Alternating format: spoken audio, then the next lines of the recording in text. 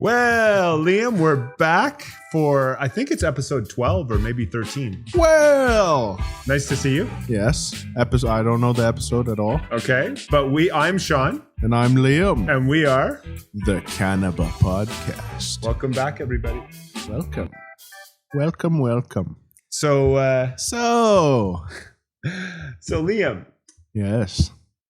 summer has pretty much descended upon us, right? It has. It's very nice outside. Yeah. 100%. Yeah. It's very green. Yeah. The I like leaves. it. Wish all it the was like trees. this year round. Oh, me too. Me too. I really am not a fan of the winter time. I What mean, about you? The winter sports are fun, but when you're that tired and it's that dark all the time, you feel tired. You don't want to go and do them. I know.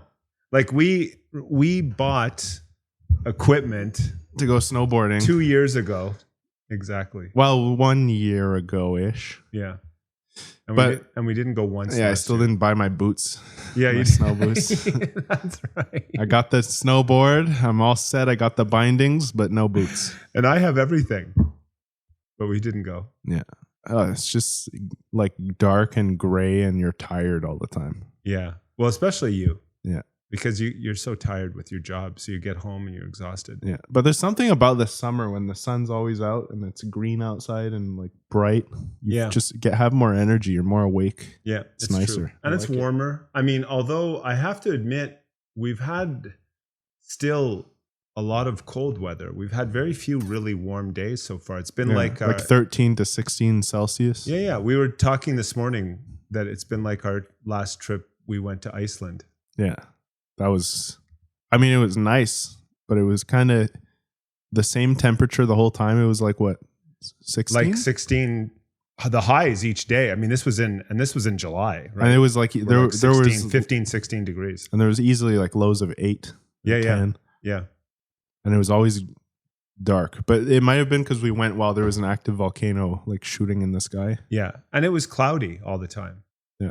And it felt like we were driving in a field of fungus Yeah. There's a lot of moss and fungus and stuff everywhere, that grows even over the rocks, Mm. you know? which is nice, like green, but Yeah. not sunny. Yeah, yeah. Did you like that trip? Yeah, it was cool. Yeah. Very cool. Would you want to go back? I probably wouldn't go back because I feel like we've seen what there is to be seen there. Yeah. Yeah. We've seen the stuff. We saw a volcano like doing a bit of like sploosh. Yep. Yep. Not a huge eruption, but like Yep. it was. It was splooshy. erupting though. Yeah. We could smell it. There was lava spewing out. Yeah, yeah. Yeah. We saw that. And we went into that gorge. Remember? Oh yeah, Between the two tectonic plates. that was cold, man. We did like this activity, like you pre-planned this activity. Yeah. You called this company, and it was like not scuba. Snorkeling. It was a snorkeling company. We put on these cold suits, these like dry suits. Yeah. And like we go in the water, and it's so cold. It was like, what was it, negative? No, Or I like think zero? it was literally just above, like maybe 1 degree? couple of degrees above zero. Yeah. And like Yeah. instantly your face is burning. Yeah, because the only exposed skin to the water is Your your cheeks. Is your cheeks. It's funny that you don't like And the lips and stuff. Funny that skin doesn't like Like get die. frostbite or something. Exactly. Because you jump in and they're like, okay, it's going to hurt for a bit, and then it's just going to go completely numb and you won't feel anything. Yeah. So you go in, and sure enough, it burns like crazy for a few minutes, Yeah. and then suddenly it's just numb. Yeah. And you could barely hold the snorkel in your mouth because your lips don't move. That's It's like, true. it's kind of gross. There's like drool coming out because you Yeah. can't control your lips at all. Yeah. Yeah. But it was cool. The water was crystal clear. You see all the way to the bottom of this. I mean, it must have crack.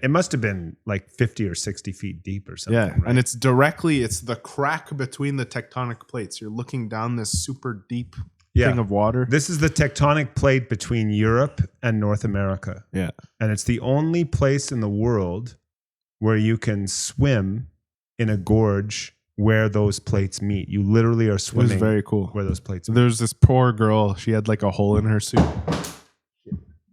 She had a hole in her suit. Yeah. No, it was not ideal at all.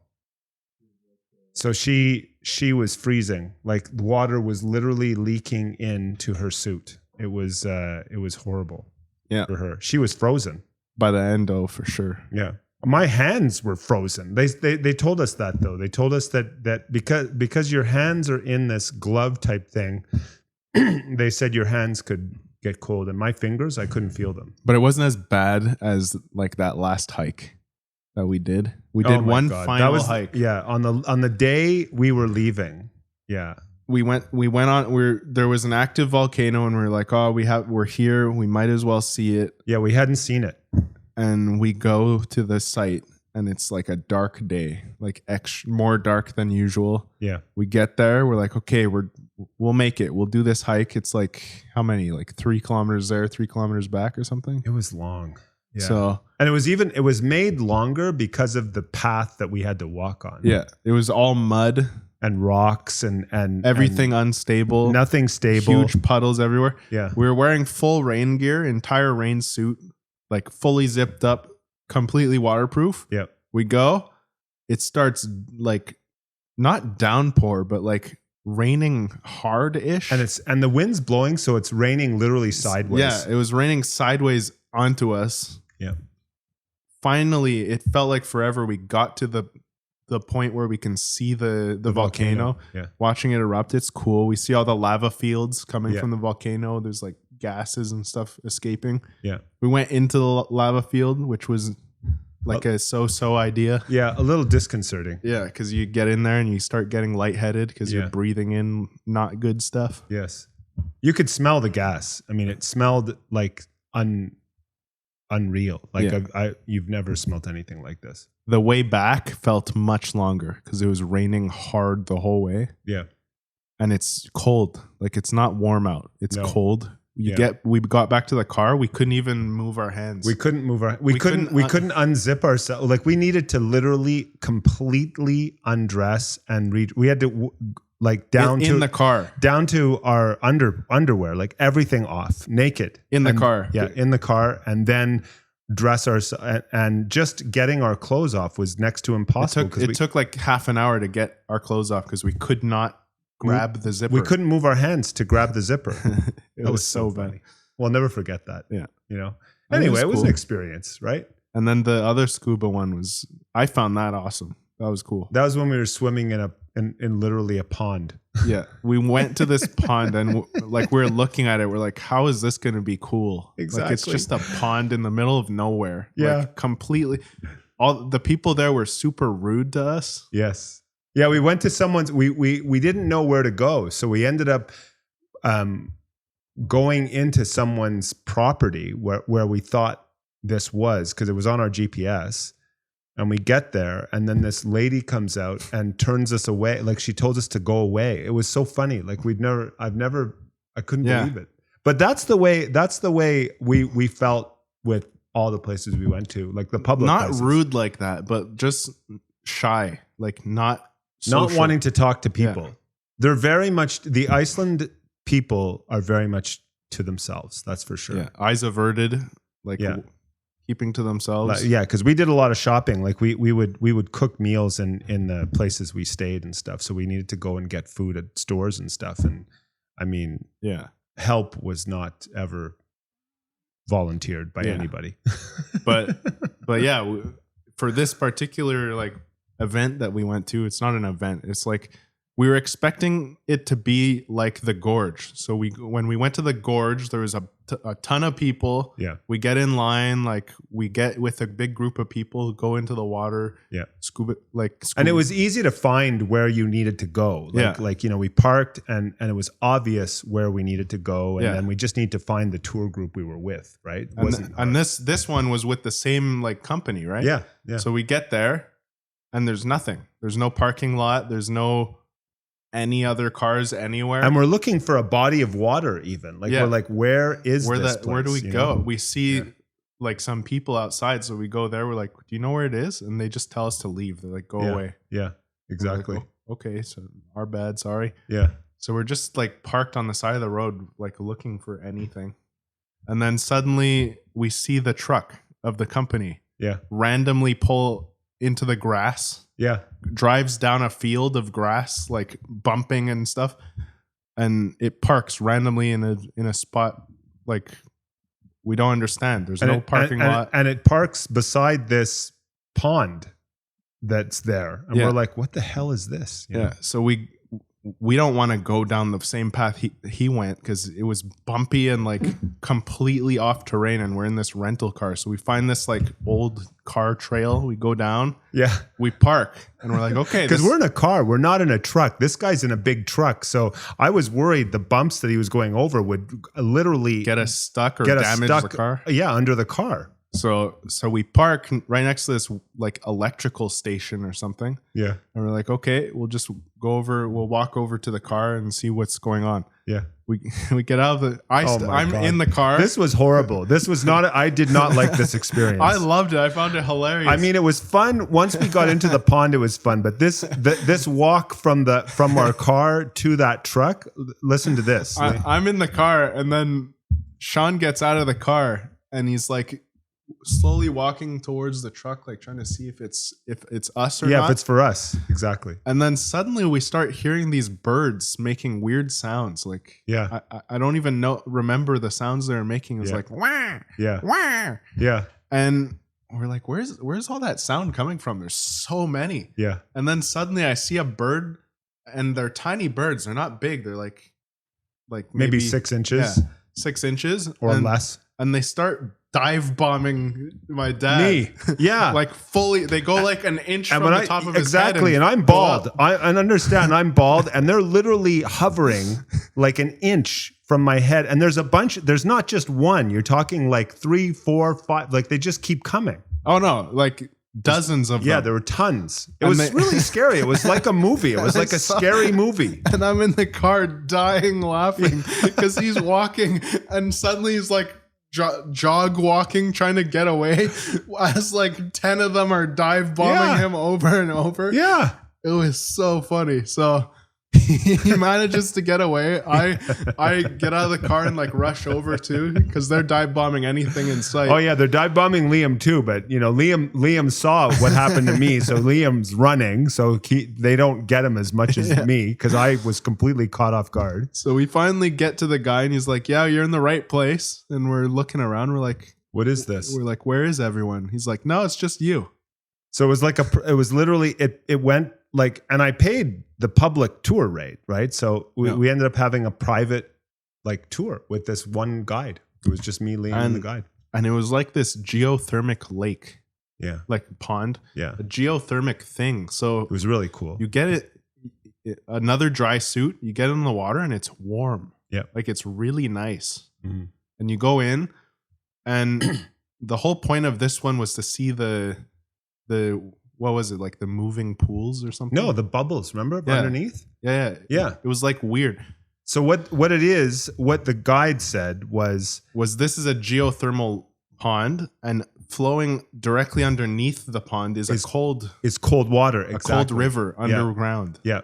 So when the cold river meets the hot geothermal, it forms oxygen that bubbles up under the sand of this pond. So and it causes these beautiful swirling, like bubbling, like things on the bottom of it's amazing of the pond. It was it was really quite something. That was awesome. It was like really cool. And when you would touch the bottom, because we're literally snorkeling in what, 2 feet of water. Yeah, it was very shallow. Like 2 or 3 feet max. He was like grabbing the ground and like pulling himself along the ground. So he was like kicking up all this dust and dirt everywhere. Exactly.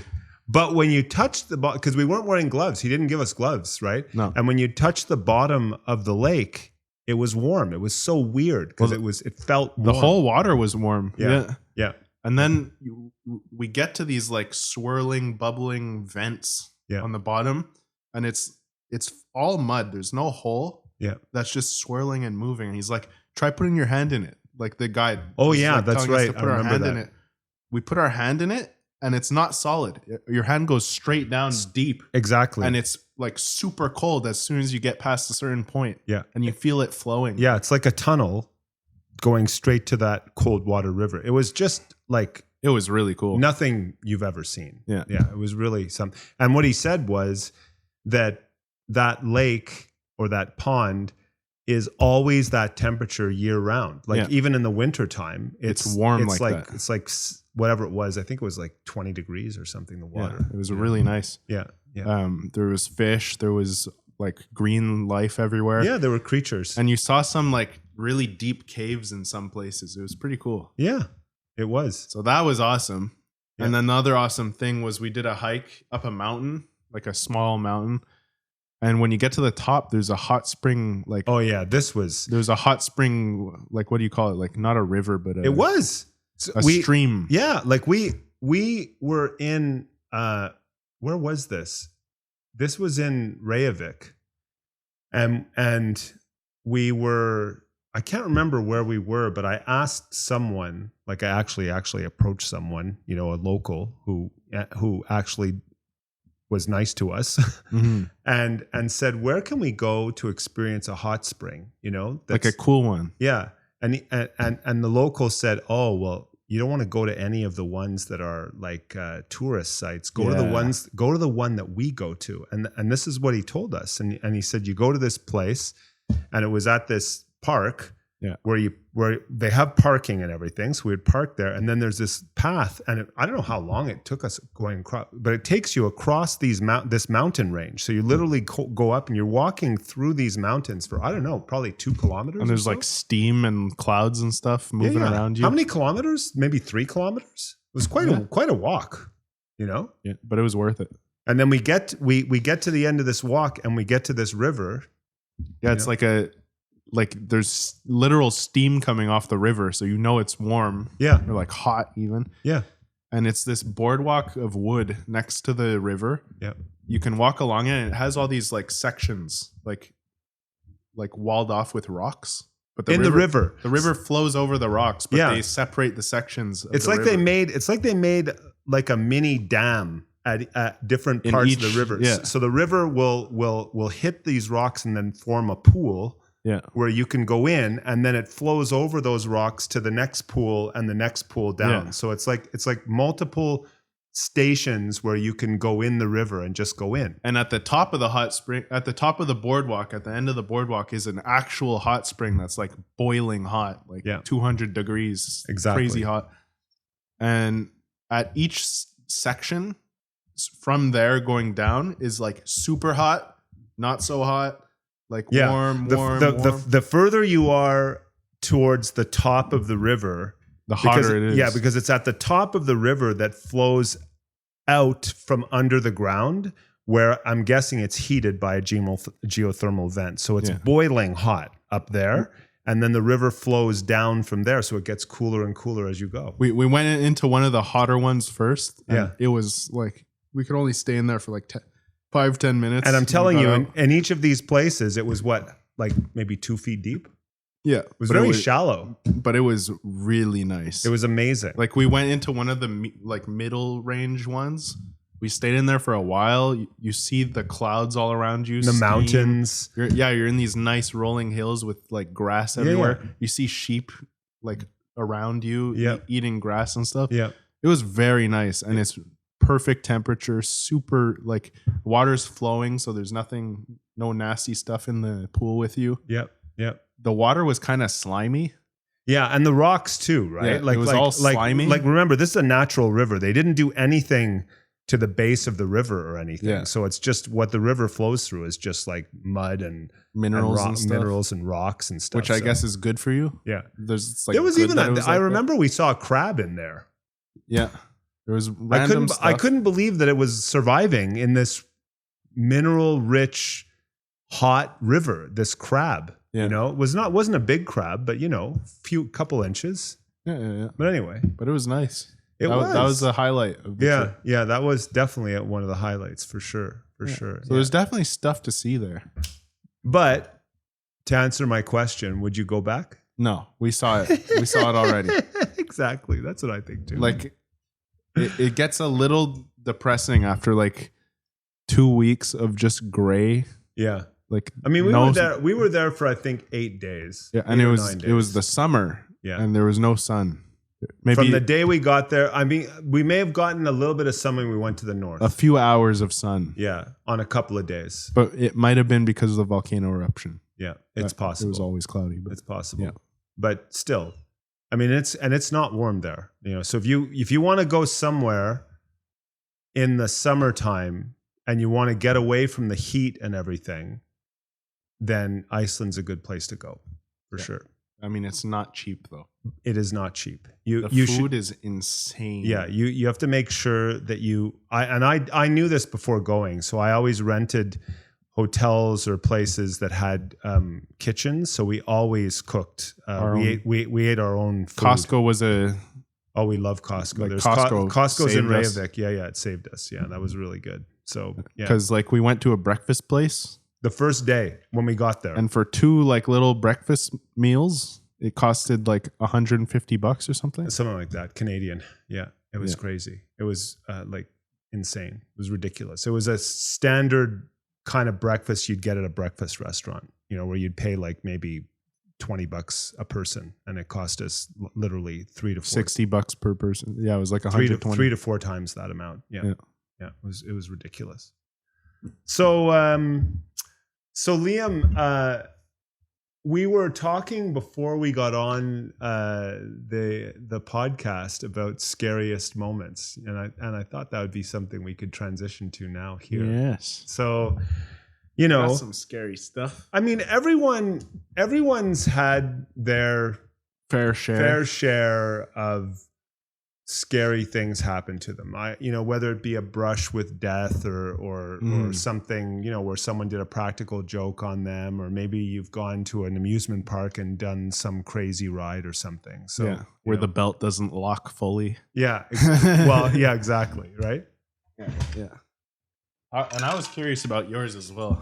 So what about you though? So I have 3 Three that I can think off the top of my head of like scariest moments. that resonate in your brain. Yeah. One, I won't go too much into detail. I was very, very young for it. Mm-hmm. We were at this farm and there was a guard dog. Yeah. And I was like 6 years old, maybe younger, maybe 5. And I remember this. Yeah. my brother was 7. Yep. We were super young. We had no idea what was going on.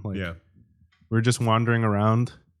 And we wandered too close to the guard dog's area, and we didn't realize. Because the dog was on a chain. Yeah, I was on a chain. And what you weren't sure about was how far the dog could reach on his chain. Yeah, and we were playing in like a wood pile nearby. And my brother found like the best piece of wood. Like we were playing a game. I don't know what we were doing. Yeah.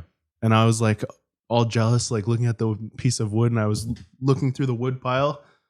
And I found one and I got all excited and I started running around. And suddenly there was a guard dog on me, dragging me into its like lair. Into its domain. It has like a guard dog house and it was trying to drag me into it, but it stopped. And it started like mauling me. I put my arms up to block my throat. I mean, Liam, it's a miracle just that you had the state of mind to think. I think it was just instinct. To protect yourself, because I think most kids at that young age, because you were like 6 or 7, you were very young, would have just literally been screaming and flailing their arms, and they probably would have been killed by this dog. Well, I think it's instinct, no? Like protect your vitals. If you're in a situation like that. I think that it requires a certain state of mind to know this, Liam. Yeah. I don't think a lot of people would do that. But I think a lot of people would just panic. Yeah. I found it very strange because I don't know if you've ever been in a life or death, like fighting for your life experience before, but No, I've never been. for me, while I was in that, your mind focuses really well. You get that adrenaline shot and you're hyper aware of everything around you. Because you probably knew that you couldn't even get up at that stage. For sure. I was being thrown around and like a dog, rag doll. And the dog was what? Was it as big as you? It was, maybe bigger. It was Okay. It was a breed called a Chow Chow. Like they're Yeah. pretty big, and I was tiny back then. you were a very small kid. They have like a purple tongue. Yeah. They're like big, Really? fluffy dogs. Yeah, you couldn't have weighed more than like 50 pounds or something. Like that. it was literally dragging me. Yeah. And like flailing me around. Yeah. So it was grabbing. And your brother's screaming his ass off. Oh at yeah, this stage. Kalen was freaking out. He Yeah. was like, See, I don't know if Kalen would have managed. no, but he was level headed. He went and got mom. No, but I right mean, away. if Kalen was in the situation, I don't know if he would have. I don't know if he would have managed the way you did. You know. Well, he probably would have. Hmm. Probably would have. Yeah, yeah. Anyway, so I think it's just instinct. Like, You think so?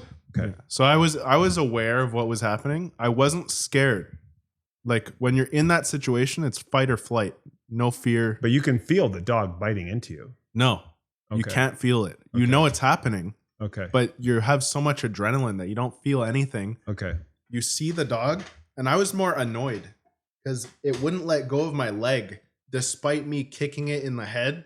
Okay. I was like blocking, kicking it in the face. It wasn't doing anything. It just kept mauling my leg. Wow. It came up, mauled my arms.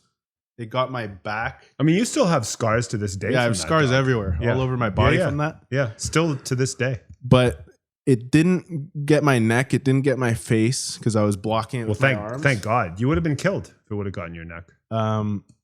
It dragged me pretty far, and it was almost reaching its little house to like drag me into its doghouse. Right. And then my mom came sprinting out. She jumped up and Superman punched it in the head, Yeah. which like the dog like freaked out and Yeah. let go. Well, your mom just went into like full mother bear mode. Yeah, exactly. So got it off me. I was like a bloody mess. Like she picked me up. I'm bleeding everywhere. Yeah. I still don't feel anything at this. She point. probably rushed you to the hospital, I guess. There was a nurse who lived nearby, so we went there. Okay. And as soon as she picked me up, the dog tried to attack again, and then a German Shepherd dog came and blocked it, and it was like fighting to really? protect us. Yeah, so that's why I think I'm not afraid of dogs now. Oh. There was like a really nice German Shepherd. Where was dog the there. German Shepherd dog living? On the farm? It was Oh. part of the dogs that lived there. Okay. Okay. So there was the guard dog, and then there's the nice German Shepherd that saw what was going on and like defended us after. Okay. Okay. So that's why I still like dogs. I think Yeah. I prefer German Shepherds Yeah. and like dogs like that. Yeah. Yeah. But once we got into the car was when the pain came. Oh yeah, for sure. And you would have had to have gotten probably a shot for Rabies shot. rabies and stuff. They were cleaning out all the wounds. There was everywhere, bite wounds all over. Mm-hmm. But once you got in the car and the sun's going on you, you feel the sting. Yeah. The sting was crazy all over you. Because those cuts were deep. Like, Once, because it was like tearing at Yeah. your flesh. Yeah. Once I got to the hospital, it was almost comedic because I'm being held, I'm bleeding everywhere, and people were like, "What the fuck happened?" Yeah.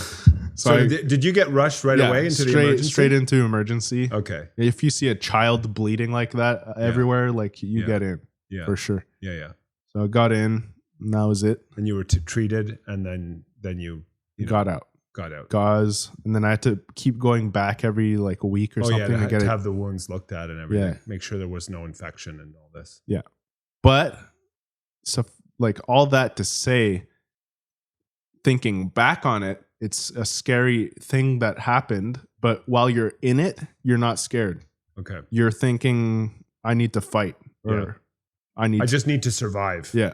You know? And you have the adrenaline, you have hyper focus somehow of what's going on around you. I wonder if this is how people feel who get attacked by bears and stuff. Who survive? Probably. Who survive? Because I was small enough where it felt like I was getting attacked by a bear. Yeah, exactly. I wonder if that's so did you, I mean, you know, when we talk about these stories, Liam, you know, we wonder if they have an impact on your, you know, future self. Do you feel like this, you know, I know you were very young, but do you feel like that experience shaped you or changed you in some way? Like, you know, sometimes these things, like, you know, when people talk about these things and they're like, oh, my life is completely different now than No. before. For me, no, I don't think so. But you were young. You were very young. When it happened, I was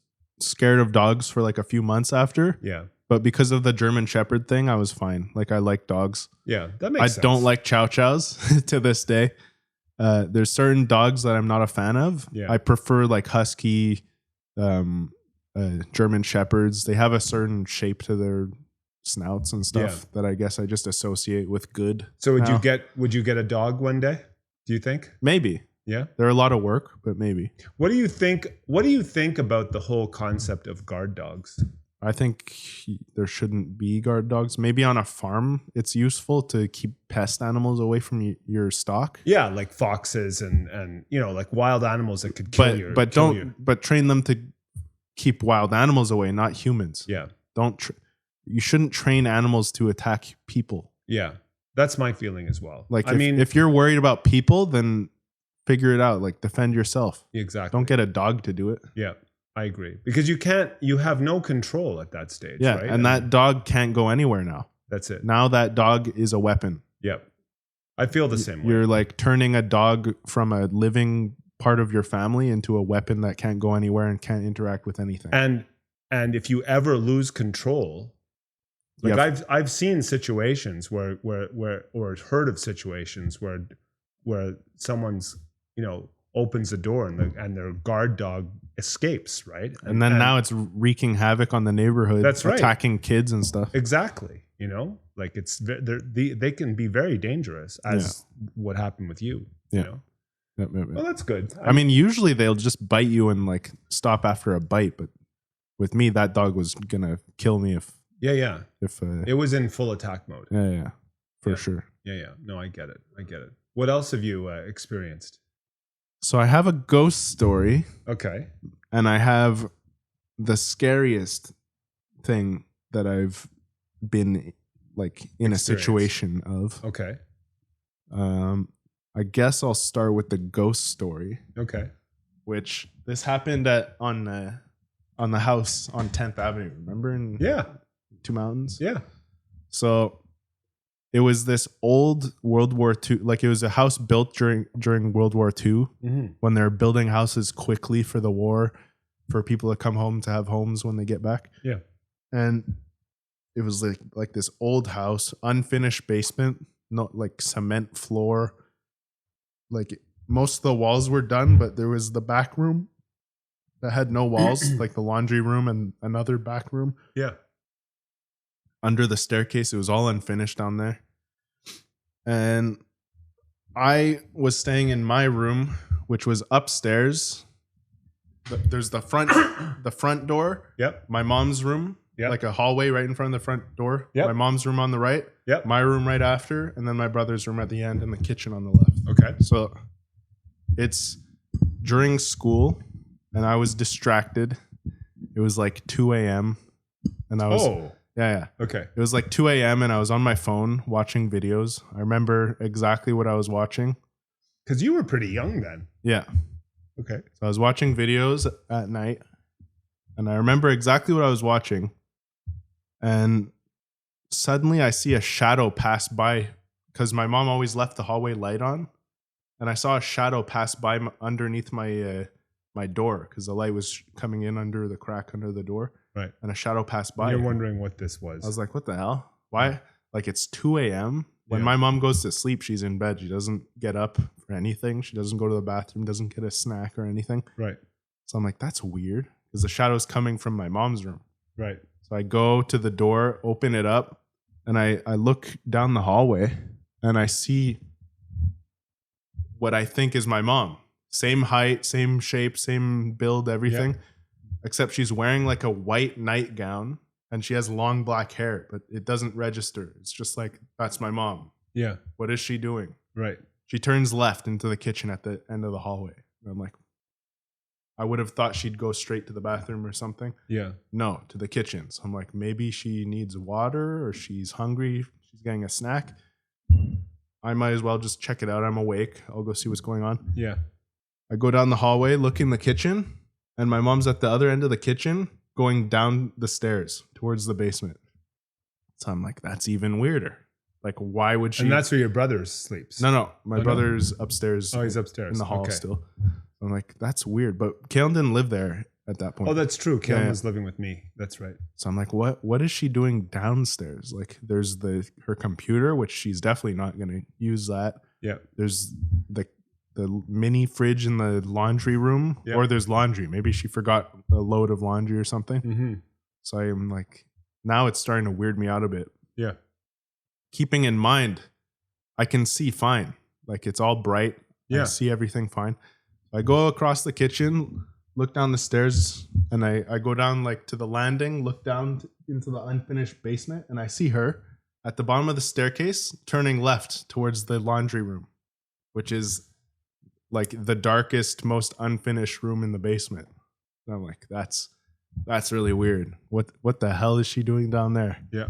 I go down the stairs, turn left into the laundry room, and I don't see anyone. And I'm like, where'd she go? So I go deeper into the laundry room. Yeah. I look under the staircase, which is the deepest, most unfinished, creepiest part of the basement. Yeah. There's no one. There's nothing. So I'm like freaking out a bit. I'm like, what the hell? And then the door to the basement closes. No. Then I'm like, Mom? And then I hear all the way upstairs in my mom's room, yeah? And now I realize that it's pitch black and I can't see anything. Oh my God. So the whole way down, I was able to see, and suddenly I realized there was no lights on. So were you dreaming? It's completely were you sleepwalking? I don't know. Right. It's completely pitch black, and Yeah. I'm alone in the darkest, deepest room of the house, Yeah. following something that was not my mom. Yeah. And I'm like, what the hell? I feel a shiver run down my spine. I'm like, holy fuck. So I sprint back upstairs to my room, Yeah, no kidding. slam the door again in my bed, and I leave my light on all night. Yeah. And the next morning I wake up and there's like browned fingerprints, just 3 of them on my door, as if like dried blood or something is on there. That is weird. And I remember having to clean them off my door. I wonder if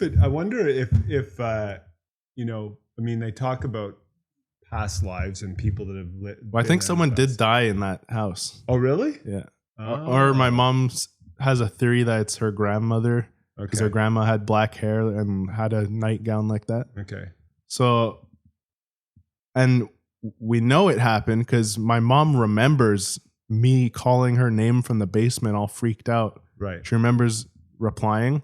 Right. And I checked the videos that I watched, and sure enough, at 2 a.m., I was watching the exact video I remember watching. Mm.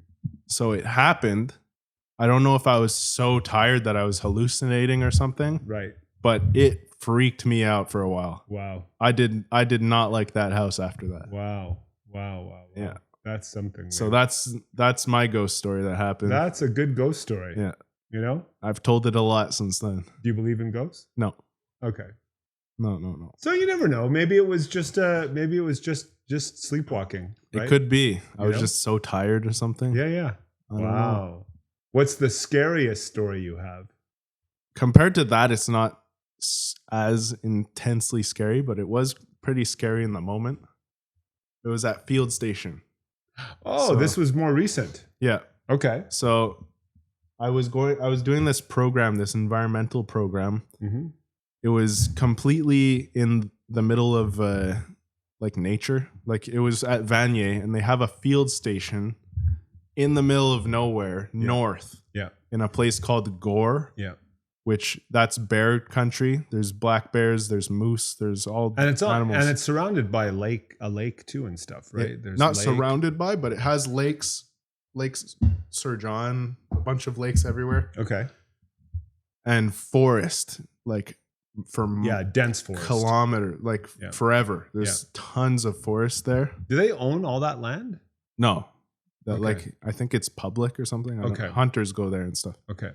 So we're at this remote field station in the middle of nowhere. It's like this. But this is a place where you actually go to sleep and stuff. Like Yeah, this we- is a full residential. Yeah, we thing. go there. There's bunk beds. There's like living rooms with bunk beds. How many people to a room usually? 4. Okay, 4. 4 people to a room. There's the kitchen area. there's 3 floors. The basement has a room. The top floor has all the other rooms. There's the kitchen / lecture room. Okay. All different areas of it. It's a pretty small. Are there classrooms too, or the kitchen, the dining room is where they teach everything. Okay. So you have your meals there and you have classes there. Yeah. Okay. Exactly. So we're there for that. And one of the classes we had was like mammal, like mammal trapping. Learning how to trap animals and like tag them. Like live trap. Right. So we were catching like squirrels and chipmunks and stuff. Which is humane. That's a humane thing to do. Yeah. So you have to, so the way it works is you have to set up these trap lines, like paths in the middle of wilderness. Okay. And to set up these paths, we had to hike into the woods with our compass and like mark off trees. We'd take this red tape and tie them to trees along the path. And that's the only marker that you're on the path is these red tape that we put on the trees. There's no path on the ground. Yeah. You're completely in wilderness, bushwhacking your way through. So this is like Blair Witch Project. 100%. Yeah. And these lines went pretty deep, like a couple 100 meters into the woods. Okay. And so we had trap line A, trap line B. These 2 lines are right next to the field station, so it's easy to find them and find your way back. And then we had trap line C, which you had to take a long path across a bridge going far until you get to straight wilderness. Yep. And then it was like 300 meters straight into the woods in the middle of nowhere. Wow. By the time you get to the path, you can't see the lights of the field station anymore. You're like deep enough that you don't see anything. So you're deep in there. And then you go 300 meters more down a path with like just little pieces of ribbon on the trees to tell that you're on the line. Yeah.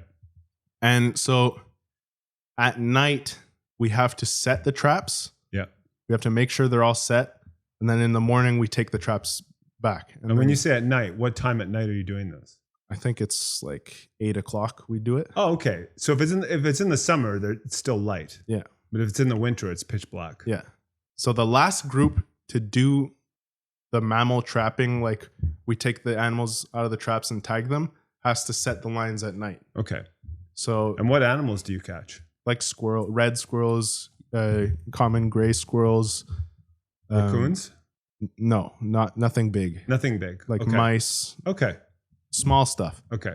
So during this day, our group was the last one, and we set all the traps. And then the teacher comes and she's like, "Did you guys remember to do trap line C, which is the deep one?"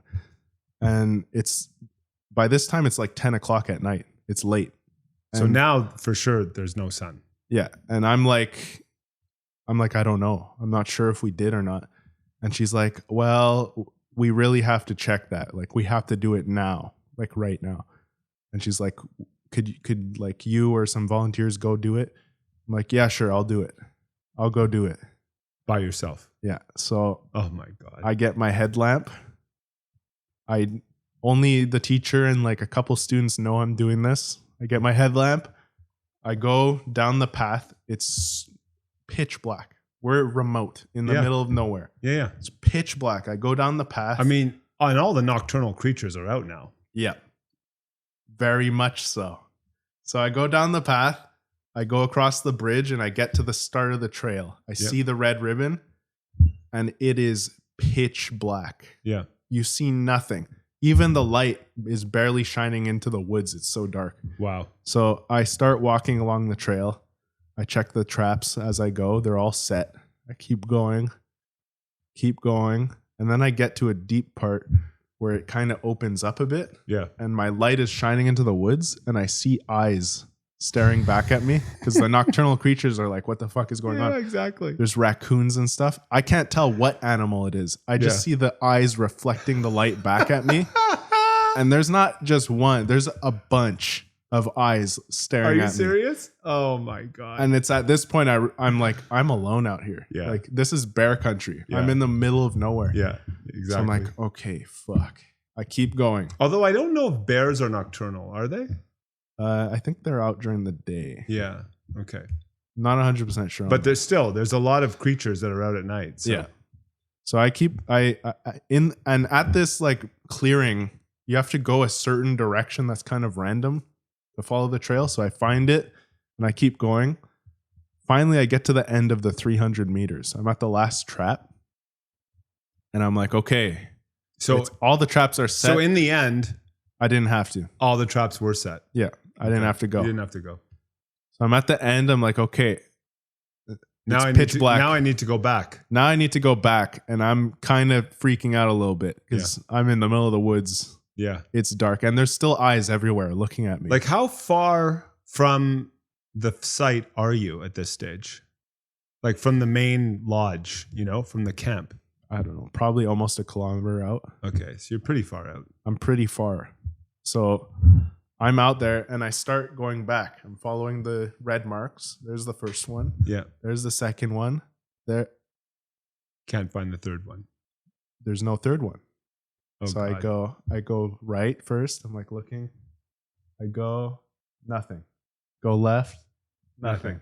Oh, no. I'm there looking for tags for half an hour. Oh, God. In the pitch black, like dense woods, eyes everywhere staring at me.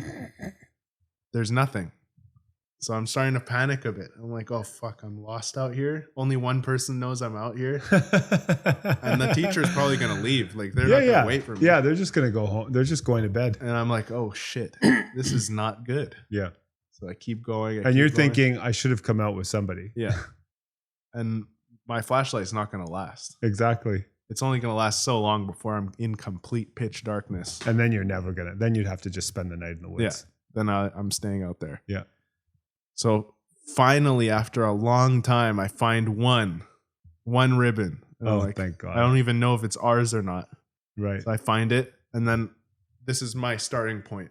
So I go right. I always keep that ribbon in eyesight. Nothing here. I go this way. Nothing. That way. Nothing. Finally, I find another ribbon. I'm like, okay. So there was that one. And now this one. I keep going. Follow it. Find another ribbon. I'm back on track. I've been out there for like an hour and a half. Oh, wow. Finally, I get back to field station. No one knew I was out there. No one even knew. No. You just walked in. Everyone's just there. Yeah. Wow. That was freaky. That's scary. That's definitely scary. Yeah. With the eyes looking at you. Good stories, Liam. Yeah. Those are very good stories with the eyes looking at you. But after that, like, it's hard to be scared of the dark after you've done that. Yeah.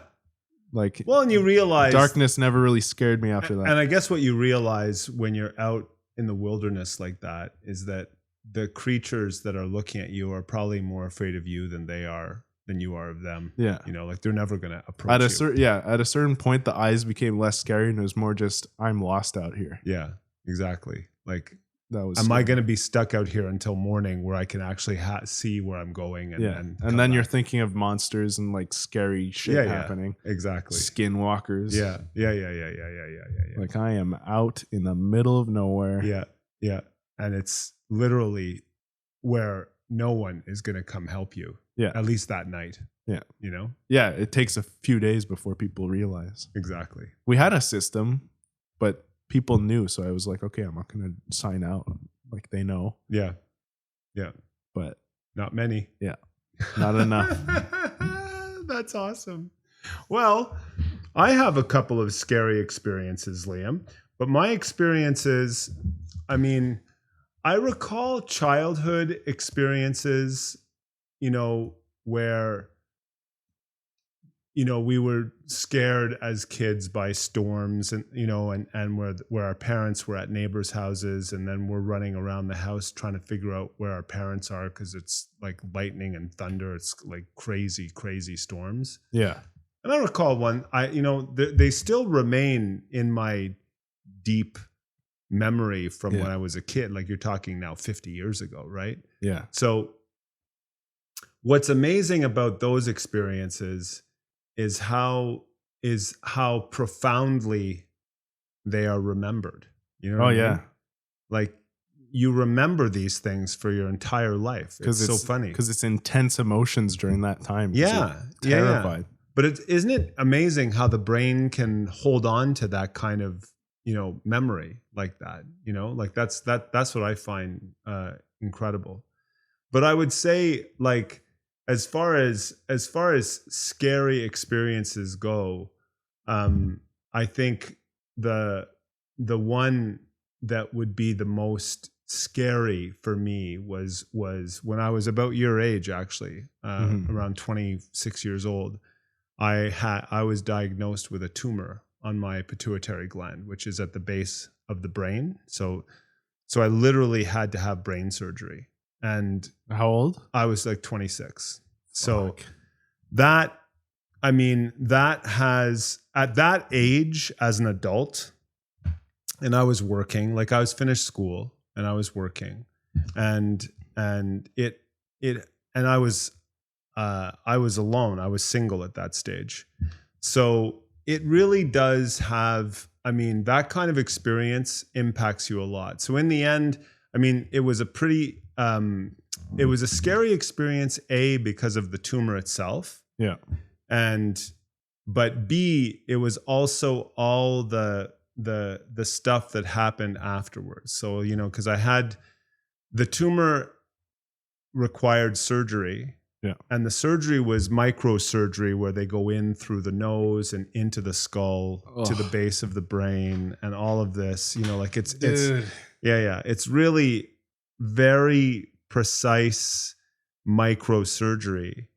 And when they went in the first time, so I actually had to have 2 surgeries, and the first surgery they screwed up, like it was what was called a major complication, and they cut my left internal carotid artery, which carotid arteries are like the main supply of blood to your brain. Exactly. So they thought I wasn't going to survive the first surgery. Like they literally aborted the surgery. They clotted the carotids. They couldn't reconnect it after? No. So to this day, it's you only have one artery flowing to this your day brain. That my left carotid artery is occluded. It's just blocked. Fuck. And because they had blocked the artery, they thought I would be severely brain damaged. And so they went to my family, who was waiting, after there was a complication. Surgery was supposed to be like 2 hours. After 5 hours or more, they come out of the OR to tell my family that, they should go quickly into the intensive care unit and say their goodbyes to me, type thing. Like I probably wasn't going to make it through the night, So somehow, by some miracle, I made it through all of that and survived without another 30 years. Yeah, without losing any faculties. But then I had to have another surgery, and so this I would say was the real scariest part of my life, because that surgery was if they nick the other artery, and that's what they kept telling me. So they kept telling me this, like, I would have doctors, because I'd have to go to the hospital regularly because I was on blood thinners between the surgeries. And every time I would go to the hospital, the doctors would tell me, "Oh, your odds of surviving the second surgery are not good. The tumor is probably wrapped around the other carotid artery, and if the surgeon nicks that artery, you're definitely going to die. We already got one. We might get another." Exactly, right?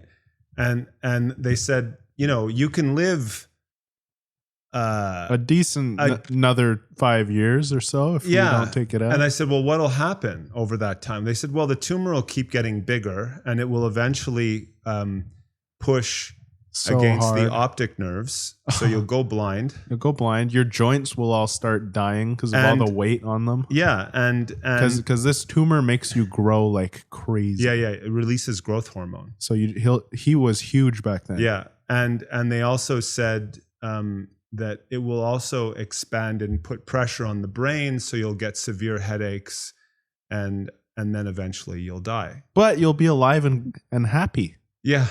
And I'm listening to this, like, you have to understand, I'm 26 years old, right? And I'm listening to this, I'm like, well, I don't want to live. It'll be great. Yeah, come on. Exactly. Like, I don't want to live this way, right? So I said, no, I think I'm going to take my chances. Just cut around the thing. Don't nick it. Yeah. That's all you gotta do.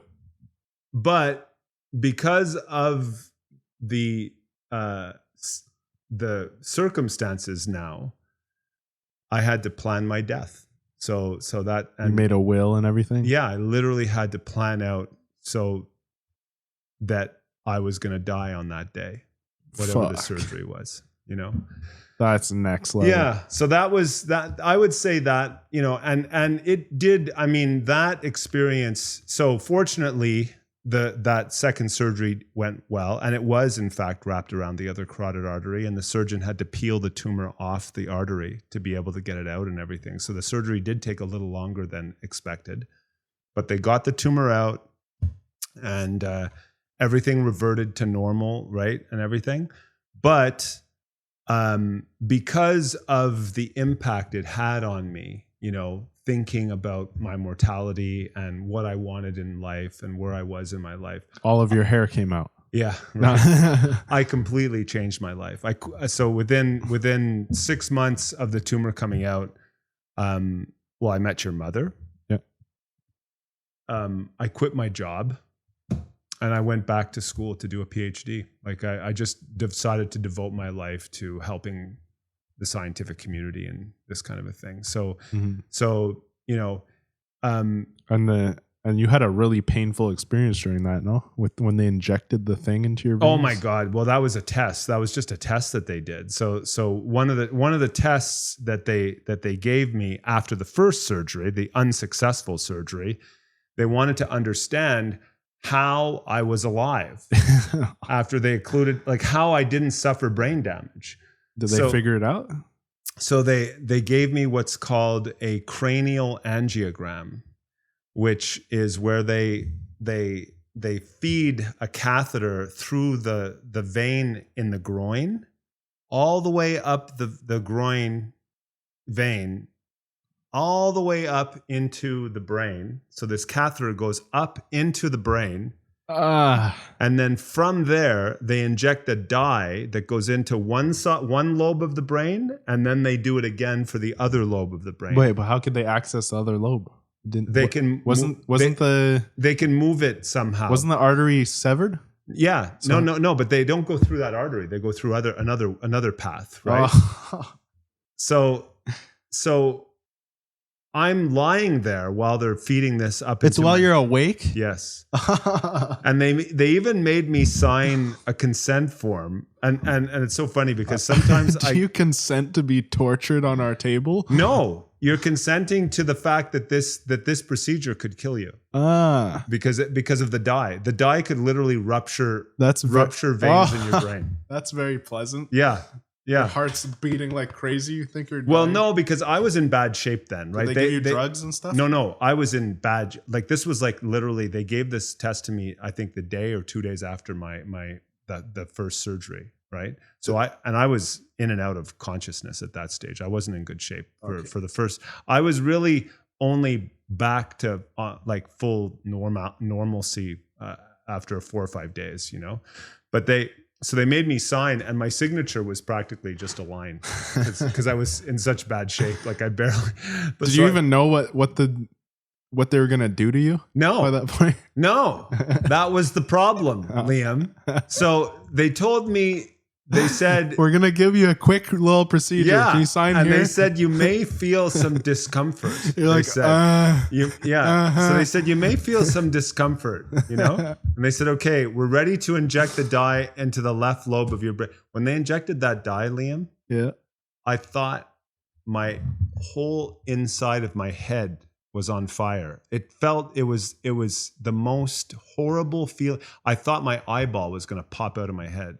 Like from the inside. I mean, I guess you're lucky that nothing did pop. I screamed at the top of my lungs when they did it.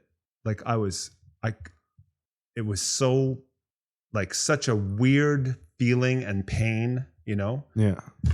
And then they said, oh, you did very good. You did very good. Good job. Good job. Now we're going to do the other side of the brain. And I'm like, no. And then I'm screaming again. Like I'm holding my head. Like it was just horrible. It Oh, was man. horrible. That But is anyway, bad. through that procedure, I think is where they were able to figure out how the blood was able to get to the left side of my brain. And it was because there's a connection between the two lobes of the brain that normally goes away. Like it just disappears. Well, I don't know if that disappears. I know they sever it, right? If you have epilepsy. Maybe, but there's a connection. It's a vessel that okay. where blood can flow between the two lobes of the brain. And normally it disappears when you're born. But yours grew. Mine never disappeared. So that's why you're alive. Yeah. That's insane, dude. Yeah. Do you think it changed anything in your, like, the way you think now? I don't know. One side of your brain must work less. I don't know. I mean, some people that I know, like, speculate that because I may be a slightly different person. Which side of your brain did the artery get severed? The left carotid. Left supplying side? the left lobe of the brain. So I think left isn't left the mathematical side? Maybe, but I'm pretty. But pretty mathematical. So it didn't really affect that. Yeah, but I mean, what it did affect, like I said, was like that whole ordeal just affected my, I would say my view of life. Like I really was. I really changed my entire life after that. Well, maybe like it affected your brain in a way that your brain only like sends blood to the most important parts. It's so possible. Now you don't get as like worried or anxious about stuff. Yeah, it's possible. So as soon as it happened, you're like, why was I scared of making these changes? And you just immediately made the changes. Yeah. And, again, that's it. I mean, because a lot of people, that is what stops people. It's just the fear of what could go from wrong. Trying something new. Exactly. It's always exactly. It's always the what negative thing could happen from this, unknown, as opposed to just going forward and doing it. You know what I mean? So figuring out as you go. So, but I literally quit my job. Like I had a really good marketing job, and I went back to school making like less than minimum wage for a PhD for 5 years, and then went on in a career in science.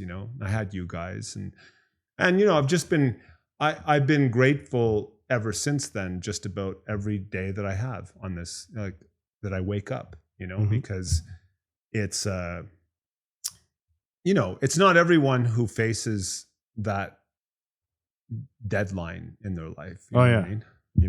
Gotta finish everything by tomorrow because I'm gonna die. Exactly.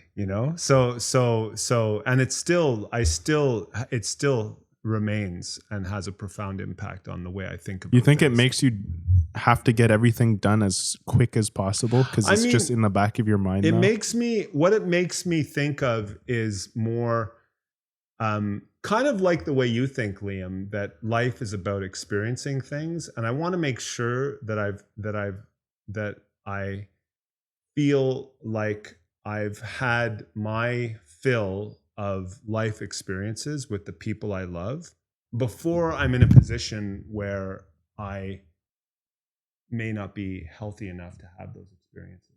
You know what I mean? So I'm still. Well, I think as long as you keep running and you keep eating healthy and stuff, like you'll be fine until the day you die. I hope so. I hope you're right. I think what happens to a lot of people is they just stop. Yeah, I mean, it's funny. A lot of people my age are not in very good shape, because they don't keep it up. They don't run.